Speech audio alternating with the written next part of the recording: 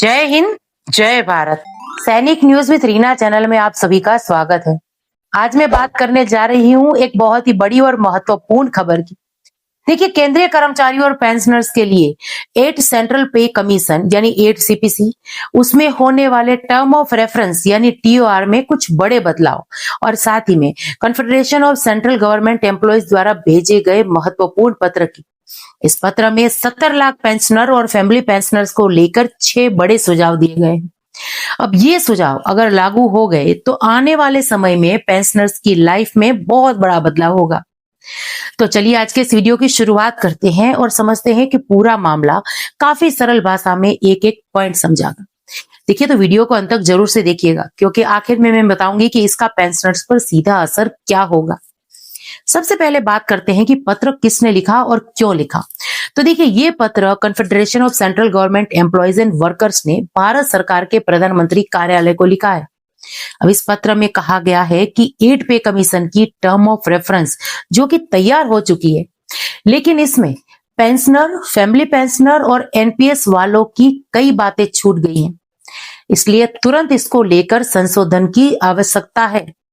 अब इनका कहना है कि 8 सीपीसी लागू हो तो उसका फायदा सिर्फ सैलरी वालों को नहीं, बल्कि पेंशनर और फैमिली पेंशनर्स को भी पूरा मिलना चाहिए।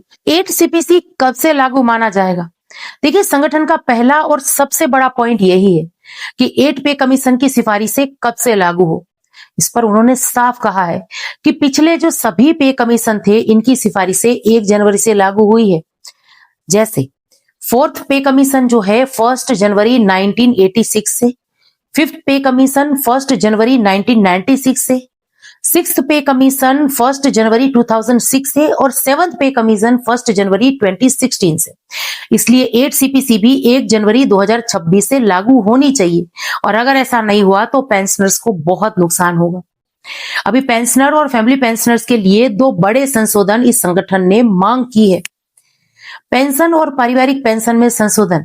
देखिए, टर्म ऑफ रेफरेंस में लिखा है कि अनफंडेड कॉस्ट यानी गैर योगदान वाली पेंशन स्कीम को जो है सरकार मंजूर नहीं करती, लेकिन संगठन ने इस पर मांग की है कि माननीय सुप्रीम कोर्ट के फैसले का हवाला देकर यहां कहा है कि पेंशन किसी दया पर नहीं, ये एक अधिकार है। सरकारी नौकरी में सेवा के बदले पेंशन मजदूरी का हिस्सा है, इसलिए इसे अनफंडेड स्कीम कहना गलत है।